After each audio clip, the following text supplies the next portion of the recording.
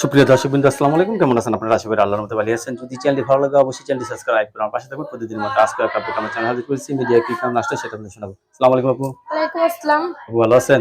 এই তো আলহামদুলিল্লাহ, আপনি ভালো আছেন? হ্যাঁ, ভালো আছি। যে ড্রেসটা পড়ছেন যে কার দেওয়া? কারো দেওয়া না, নিজে যোগ্যতায় কিনছি। নিজের যোগ্যতা কিনছেন। আপুর কি বিয়ে শাদী হইছে? জি না। এখনো বিয়ে শাদী হয়নি। বিয়ে বসবেন?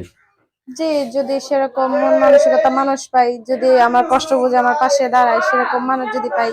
সে কথা আছে, ভালোবাসা মানে থাকলে গাছতলায়ও থাকা যায়। অনেকে তো বউ মারা গেছে, বউ চলে গেছে, আর যদি আপনাকে বিয়ে করতে চায়?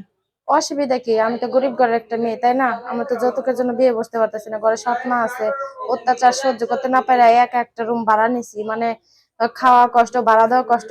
তার মধ্যে আমি যে কাজগুলো পারি, মনে করেন জামা কাপড় বানাইতে পারি, আমার নিজস্ব মেশিন নাই, সেজন্য আমি আরো কষ্ট করে গেছি। নিজস্ব মেশিন নাই? জি না। একটা মেশিন কত টাকা দাম? একটা মেশিন সর্বোচ্চ আপনার কিনতে গেলে, যদি পায়ের মেশিন কিনেন, আর 10-12 হাজার টাকা এরকম। আর প্লেং মেশিন তো এটা তো মনে করেন অত ছোট থেকে তত বড় হাত দেওয়া যায় না। তাই? এসব মেশিন অনেক দাম। কেউ যদি ভালোবেসে একটা মেশিনের টাকা দিয়ে কিনবেন? অবশ্যই, কথায় আছে, ভালোবাসা কেউ গিফট দিলে যদি সেরকম গিফট দেয় যাতে আমি সব সময় বিপদ আপদে চলতে পারি, ওই টাকা দিয়ে আমি সংসার চালাতে পারি, খাইতে পারি, তাহলে তো আলহামদুলিল্লাহ। তাহলে আপনি এখনো বিয়ে শাদী হয়নি? জি না। ছেলে যে বয়সের হোক আপনার সমস্যা নেই, বিয়ে করবেন না? জি। আপনার কাছে ধন্যবাদ আমার চ্যানেল সময় দেওয়ার জন্য। পরবর্তী একটা ভিডিওর জন্য অবশ্যই অপেক্ষা করবেন।